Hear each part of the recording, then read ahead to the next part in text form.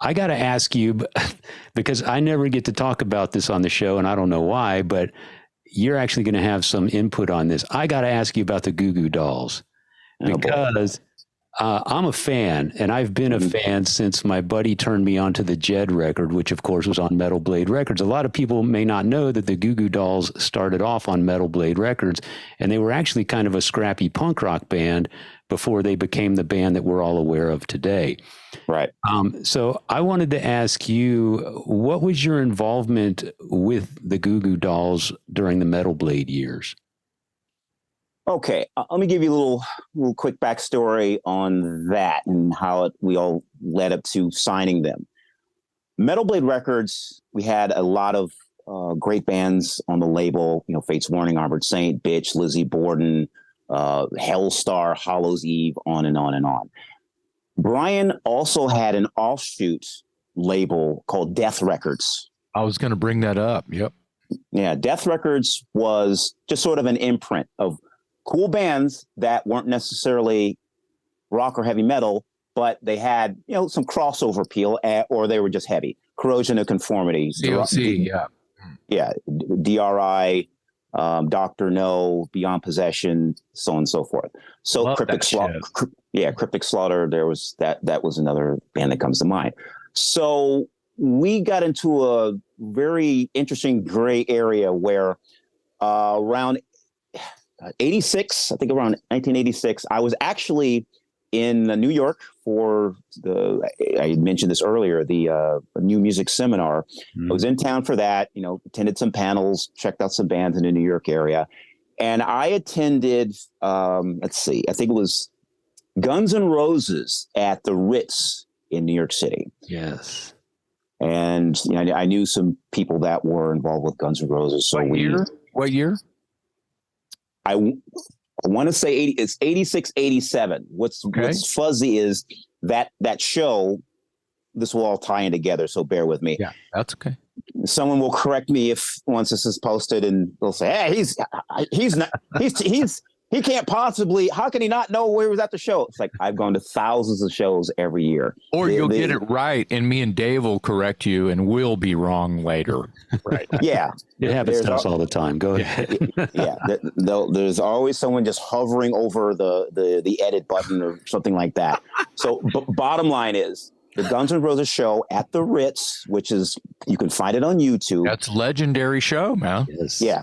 So I think it was Great White opened up, or Easy O. It was too nice. Anyway, I was at that show waiting in line, ready to go to the show. I ran into the Goo Goo Dolls manager at the time. The guy's name was Artie Quitchaw.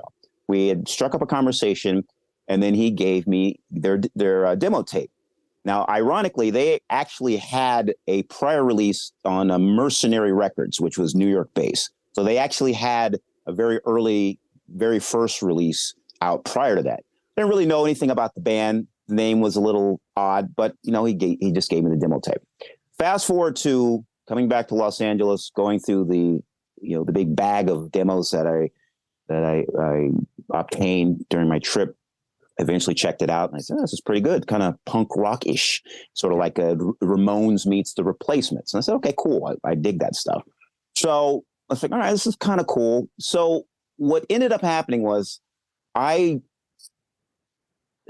had an opportunity to say, you know what, let me present this to Brian, see what he says. It's not rock, it's not metal, but I like it. Let's see what happens. So we got an opportunity to see them live. They had toured with Gangrene that 86, 87 year or so.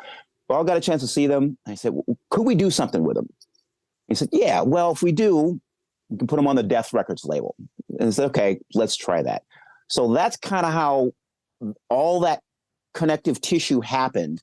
Mike Faley, who was their VP at the time, he's Buffalo based, as is the Goo Goo Dolls. So he was the one that flew out, did the whole contract signing, what have you.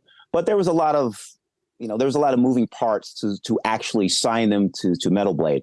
But the basic foundation of it was just getting the demo tape, waiting in line to see Guns N' Roses in New York City, and you know, then the rest is history.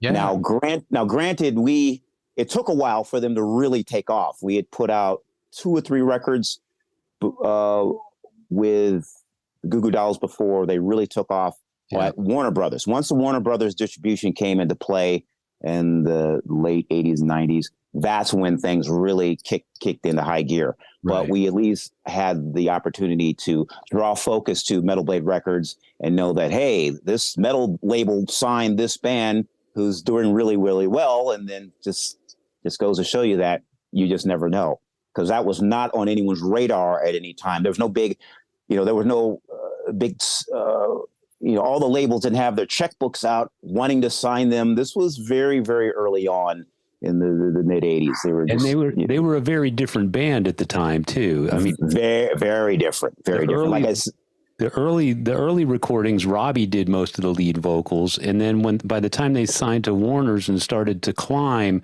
Johnny was doing the majority of the vocals. So they went from sort of this ragged lead vocal to this smoother vocal and incorporating more of the pop and less of the punk and that sort of thing. But for the record, my 2 favorite albums they ever did is Hold Me Up and Superstar Car Wash. Nice. Are those both on Metal Blade? Hold Me Up, yes. Superstar Car Wash. That might have been the transition record. That was a transition record. And if I'm not mistaken, that was the one that had the big hit single, the song called Name. Right. Yeah, before Iris was the following record. That's the one that blew up. But I think the song Name was on Superstar Car Wash. And there was a couple other. Name was on A Boy Named Goo, which came after. Yeah. See? Yeah. See? The memory's fuzzy. It's perfectly fine. You've been to a million gigs and dealt with a million bands. I just wanted to pick your brain on the Goo Goo Dolls because I'm a fan, and a lot of people only know them for who they are since Iris and MTV and that sort of thing. But they do have some roots in punk rock, and we actually were signed to a label that once had Lizzie Borden and Armored Saint on the roster.